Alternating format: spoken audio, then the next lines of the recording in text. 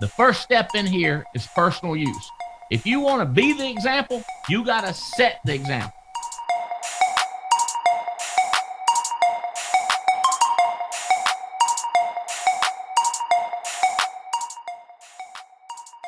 I've said this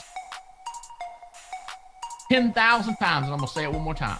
I spend most of my life telling adults to do what they tell their children to do. I always telling children, you got to set the example. You got to get out there and hustle. You got to do it before you can preach it. And I'm going like, do you own your own policy? Well, I'm going to. Or I got one little term policy. I mean, you need to get you an index universal life.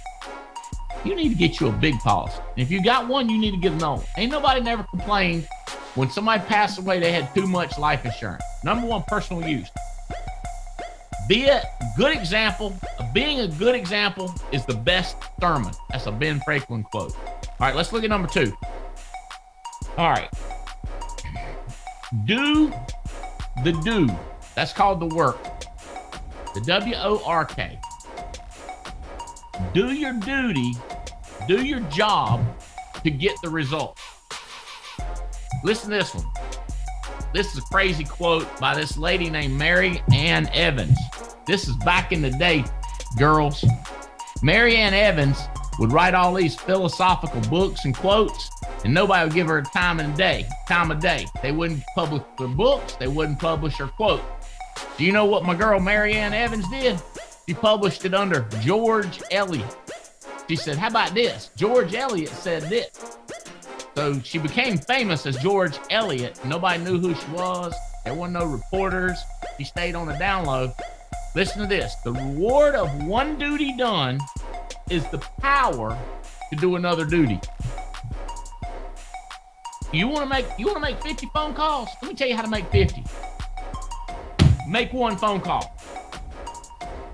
You want to do door knocks and set 15 appointments? Do one. Get your mustard up. Get your backbone right and do one. Do one. My girl Mary Ann said the power of that one will generate enough to do number 2. You just got to get crazy to do one. The more one treats work as an opportunity, the better chance you got of success. Like, I get to go to work. I get to door knock. I get to make appointment. I get to. If you this little girl right here, Emily Cass, wave to him, Emily. She's graduated North Carolina State University, got her 4-year degree in about 2 years, not even 2 years. Started college while she's in high school. You get to go to work now. If you get to go to work, you're going to create so much more opportunity. If you have to go to work, not so much. When you treat work as like, ooh, I can do this. This is going to be fun. I found I treat it like a game. I like Monopoly, but it's fake money. And them video games where you get a star or a flash or something, I don't know what you get. It don't go ching ching. I'm going like, I ain't too interested in that job. Albright want to get some Benjamins. I want to get something that's exchangeable, some gold, some silver. What I do, it's a game. You get to play the game. You get to go to work. That's my number 2 step. Number 3 step. Lean in to be in. Listen. Okay, the word is listen. Lean in to be in. And listen to this one.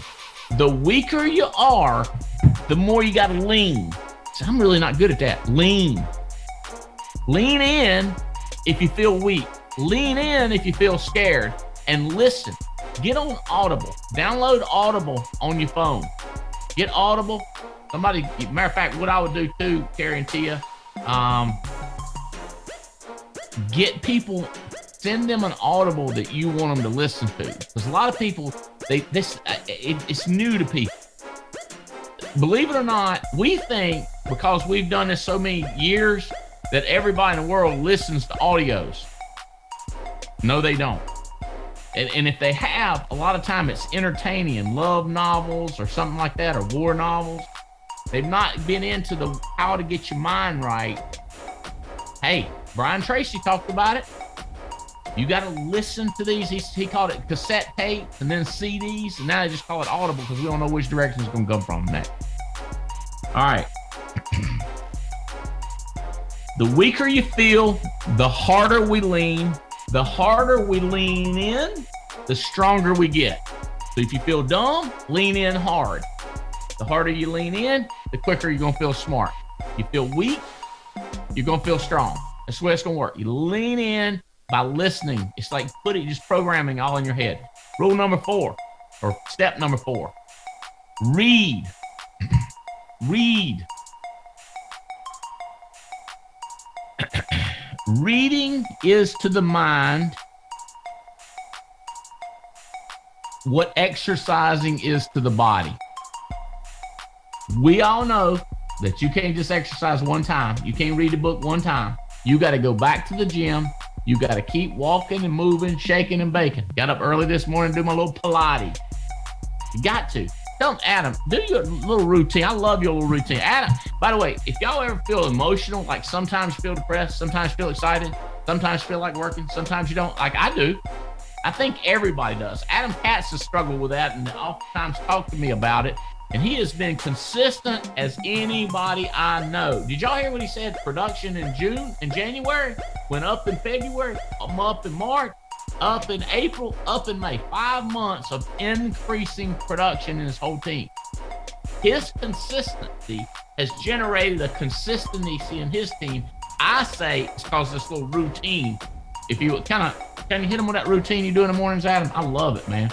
Yeah, so what I do is every morning I get a daily devotional from our church that emails it to me. So I read that, and I have a daily reader that I read, and it's one page, it's short, it's something it doesn't intimidate me. So I get a devotional from there and I highlight every day. So I do that, and then I journal. And a lot of times it's just a prayer. I write down a Bible quote, and then I just, kind of spend 15, 20, 30 minutes just journaling, get my feelings out, anxieties, I get it out on paper, things that are going well, I write it down, it just kind of centers me. And then, then I'll read at least 10 pages from whatever book I'm reading in the morning. So I just make a cup of coffee, I get on the recliner, put my feet up, and I just do that routine every day. And Beth swears that it has centered me, and it has made a huge difference in just my evenness in terms of emotion and everything else. That's funny. I got this text right here from Beth Cat. I agree. It changes his mindset, much more stable, huge difference in his life and our life. Well, this is pretty cool. Beth got this made too. She had a bracelet made, Tia, and it says, "What do I want? How do I get it?" Because she wasn't as crazy about carrying around a coin. She'd send me a picture of that. I had mentioned that to our marketing group. Tia, we should look at that. Is a bracelet that says, "What do I want? How do I get it?" Maybe design a success bracelet. Keep it simple, keep it cool. Thank you, Beth, for that comment about Mr. Katz. Every single day. How many days in a row have you done that, Adam? We're not in a row. I've stopped counting how many days. I'll miss a day here and there, but I don't let a missed day throw me off my routine. Like before, if I missed a day on doing something like reading from Og Mandino's book or something like that, it's like, oh, well, I guess I blew that, and just scratch the whole thing. But now, I will go weeks and weeks, months in a row without missing a day. And then, certain things, trips and things like that, I may have to catch a 5:30 a.m. flight. Don't get it done there, but I'll do it later in the day, on the airplane or something like that as well. You said last year you were like almost 365. Yeah, last year I probably did it at least 350 of the 365, if not more than that. I was very consistent last year, and pretty consistent this year too. I've missed a few more this year than last year, but you've always talked about habit. Your habits will define you and define what you do and who you become. And this is just a simple habit that I've committed to, and I'm able to knock it out on a regular basis. Jara, it's life-changing. Stephanie, it's life-changing. Emily, it's life-changing. Tia, I'm telling you, that little bit, 15 minutes reading, and get some audio in. Woohoo! Show up to blow up is number 5. Show up to blow up. You want people to change, get them to family reunion. Attend all meetings is number 5. Also, if you've never been to one of our big conventions, go one time. Go one time. See what it's like. If you're out there on our team and you're thinking about it, go one time. Hey, another one from another sharp lady, Brene Brown, said, sometimes the bravest and most important thing you can do is show up. My daddy didn't go to college but a minute. He was in college about a day and a half, maybe a week, before his dad called him and said, come home, we got to get these crops in, boy. And he said, it wasn't even his dad. The man that was feeding him, the man that was feeding my daddy, let him stay in his house with him because my daddy's daddy gave him away. My daddy's daddy said, we can't afford you. You're going to have to go stay with somebody else. He said he was adopted. No, he wasn't adopted. He just went and stayed with Daddy Lon, he called him. Daddy Lon called him over to college, said, boy, you need to come home. Go back to get this crops in. He said, all right, I'll be there. But he didn't go to college. He wanted me to go to college. Here's what he told me. He said, I need for you to go to them classes. What? He said, I'd like it if you'd go to them classes. You show up and make a big difference, I believe. I said, all right, I'll go to class. I just looked at it. All right. Sure would appreciate if you go to them classes. I said, all right. That's wouldn't that be cool if you say to the agent, sure would appreciate it if you attend them seminars, go on them activity calls, be on the TWC and go to the family reunion. Sure would appreciate it. I think that's why I thought college was so easy. About 99% of it was showing up. When people wouldn't get out of bed and go. So y'all ain't right. You must not have been. I scared George Albright. My daddy might whoop my butt. Hey, number 6, stay humble, remain thirsty. Always learning, always teachable. A guy named Stu Upchurch told me one time, he said, Andy, if people do what you tell them to do, they teachable. If they don't do what you tell them to do, they ain't teachable. And the way you can tell if they teachable or not, watch what they do. Because people do what people want to do. And if they want to change, they're going to change fast. That's called a teachable person. Hey, do this. Okay. And they do that. They're called teachable. You got to remain teachable, remain humble, and learn.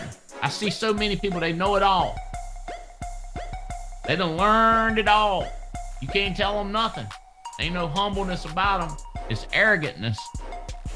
And then they stop growing and they can't figure out why they're not growing. You're that teachable part. You done left out one of the 8 steps. You ain't reading, listening, learning, paying attention. You know it all. All right. This is a great quote. All right. Be willing to be a beginner every single morning. That's by Mr. Eckhart. All right. Another comment. Success. If I didn't read this, Jeff Wright would cry. I don't want Wright crying on me. He thinks this is brilliant. I think a lot of words, Jeff. I'm going to tell you. A lot of words. I'm going to have to put it right here so you can read it. Success reveals itself to the teachable.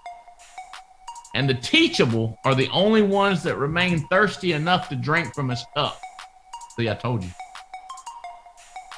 We'll just text that out to you. The cup of success only lets people that are teachable drink from it. The cup of success will shut down on you unless you're teachable. You ain't gonna drink no success. You ain't gonna get it. It ain't gonna happen. You gotta be questioning and asking. Find somebody that's bigger than you in what you do and take advice. All right, number 7. Number 7, that's one of Brian Tracy's favorite numbers I done learned. Accept liability. That was another big Brian Tracy. Be accountable.